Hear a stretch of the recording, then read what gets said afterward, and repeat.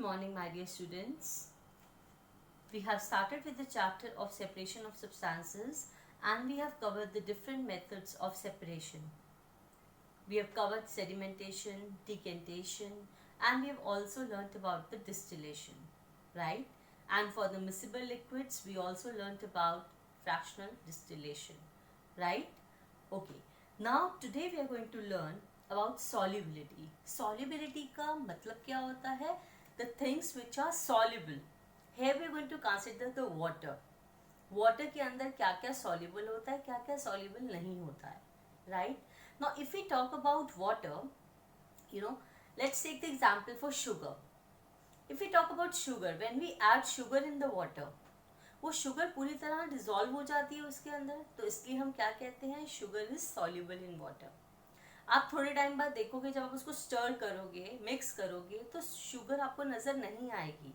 ऐसा क्यों होता है? जब आप शुगर को ऐड करते हो वाटर के अंदर, तो शुगर के जो मॉलिक्यूल्स होते हैं दे सेपरेट अपार्ट. तो वो जो स्मॉल मॉलिक्यूल्स होते हैं they are not visible at all, right. और क्या होता है कि जो वाटर होता है, वाटर इज अ लिक्विड, और लिक्विड में क्या होता है, मॉलिक्यूल्स आर लूजली पैक्ड. तो जो वाटर में मॉलिक्यूल्स आर लूजली पैक्ड, उनके बीच में जो स्पेस होती है that is occupied by the sugar molecules, right. And that's why you will find कि जब आप वाटर में शुगर ऐड करोगे तो उसका जो लेवल है वाटर का या सॉल्यूशन जो हमें मिलेगा वो सेम क्वांटिटी का होगा, right. Now you have for example this is water, और इसके बीच में जो गैप है that is taken by sugar molecules. तो क्या होगा, what will happen, there will be no space occupied by the sugar, but what will happen, it will take the space between the water molecules, right. I hope it's clear to you. This is the reason कि you are not able to see the sugar molecules even if you know when you're going to stir it or mix it, वो mix हो जाती है properly. That's why we say the sugar is soluble in water. Similar is the case with salt. Salt is also soluble in water. जब आप salt को add करोगे, what will happen? It mixes in the water. It's soluble in water, right? Now we're going to learn about the two terms related to this topic. Now if you look over here, we have this beaker. In the beaker we have water, we have added sugar and हमने उसको mix कर दिया है. जब हमने उसको mix किया तो क्या हुआ, एक हमारे पास solution बन गया. किसका बन गया, शुगर और वाटर का, ठीक है. अब दो टर्म्स है, एक सॉल्यूट. सॉल्यूट का मतलब होता है द सब्सटेंस दैट डिसॉल्व, या फिर the substance which is present in small quantity. अब यहाँ पर शुगर क्या है, it is present in small quantity, it's a solid that dissolve over here. और सॉल्वेंट क्या होता है, सॉल्वेंट क्या होता है, it is a substance in which the solute dissolve. ये एक ऐसा सब्सटेंस है जिसके अंदर हम सॉल्यूट को ऐड करते हैं और वो डिसॉल्व हो जाता है. And this is present in large quantity and that is water. I hope it's clear to you. तो सॉल्यूट क्या होगा, solute is present in, it's a solid, it's present in small quantity. और solvent क्या है, it is present in large quantity, और इसके अंदर solute dissolve होता है. तो जो हमारा रिजल्ट बनेगा वो क्या बनेगा, सॉल्यूट प्लस सॉल्वेंट. हम इन दोनों को मिक्स करेंगे और हमारे पास क्या आ जाएगा, solution, right. So solute plus solvent gives the solution. That's why when you mix sugar and water तो आपको मिलता है स्वीट वाटर, राइट. और ये कौन सा मिक्सचर होता है, if you remember, this is called as homogeneous. क्यों, क्योंकि कंप्लीट जो हमारा सॉल्यूशन है ऊपर से नीचे तक वो सारा का सारा स्वीट है. उसकी सेम प्रॉपर्टीज है, molecules are evenly spread. That's why we call it as a homogeneous mixture, right. Now you can see here water is the solvent which we have taken and sugar is the solute, and solute plus solvent is solution. Now water is universal solvent. solvent का मतलब इसमें हम solute को dissolve करते हैं, और इसे हम universal solvent क्यों कहते हैं, we call it as a universal solvent क्योंकि हमारे पास ये बहुत सारी चीज़ों को dissolve कर लेता है, ठीक है. ऐसी कौन सी चीज़ जो dissolve नहीं होती, वुड नहीं डिजोल्व होती, सैंड नहीं डिजोल्व होती, chalk powder dissolve नहीं होता, iron piece dissolve नहीं होता. There are so many things which the water cannot dissolve, but still there are many things which the water can dissolve. That's why we consider water as a universal solvent, right? क्योंकि because it can dissolve so many substances, right?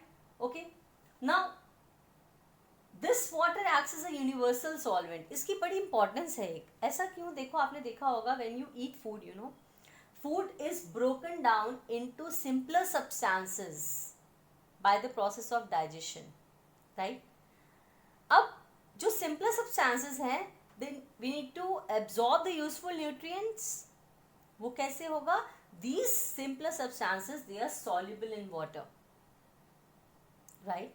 And therefore the nutrients reaches to our body. Water acts as a medium. Second, हम एक और point ले लेते हैं. आपने देखा होगा food is prepared by the leaves of the plant. Food is prepared by the leaves of the plant. तो उस केस में क्या होता है?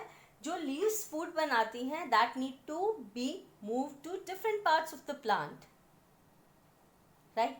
तो वो कैसे जाएगा? By water. वाटर एक मीडियम की तरह वर्क करता है. सिमिलरली जो प्लांट है उसे वाटर कहाँ से मिलता है? We apply water to the roots. तो वो रूट से ऊपर की तरफ जाता है प्लांट में, from the roots to the whole part of the plant. तो दैट मीन्स वाटर के साथ साथ जब वाटर रूट से ऊपर जाता है तो उसके साथ साथ मिनरल्स भी ट्रांसफर होते हैं. तो जो प्लांट होता है, it gets the minerals also along with the water from the roots. तो that means जो food है वो भी तभी ट्रांसफर होगा from the leaf to rest parts of the plant by means of water. It acts as a medium. Similarly, even the water and the minerals from the root move to rest part of the plant by means of water. Water acts as a medium. ठीक है, right? Okay, so that's why we call it water as a universal solvent. और एक और बात है, आपने देखा होगा कि जो एक्वेटिक प्लांट्स होते हैं, you know, even gases they are soluble in water. जो एक्वेटिक प्लांट्स होते हैं और एक्वेटिक एनिमल्स होते हैं, उसमें क्या होता है? देखो, breathing, you know, aquatic plants जो होते हैं वो क्या रिलीज करते हैं? ऑक्सीजन. और aquatic animals they inhale that oxygen and they give out carbon dioxide, और वो carbon dioxide is inhaled by the plants. तो आपस में डिपेंडेंट हैं दोनों. पर ऐसा क्यों होता है? Because water the oxygen and carbon dioxide are easily dissolved. वो वाटर में डिजोल्व हो जाती हैं. इसी वजह से जो प्लांट्स हैं, एक्वेटिक प्लांट्स हैं, वो इजीली क्या इनटेक करते हैं? Carbon dioxide, and they give out oxygen. और जो हमारे पास एनिमल्स हैं, एक्वेटिक एनिमल्स हैं, what do? They basically take in oxygen and give out carbon dioxide. वो तभी पॉसिबल है when oxygen and carbon dioxide both are soluble in water, right?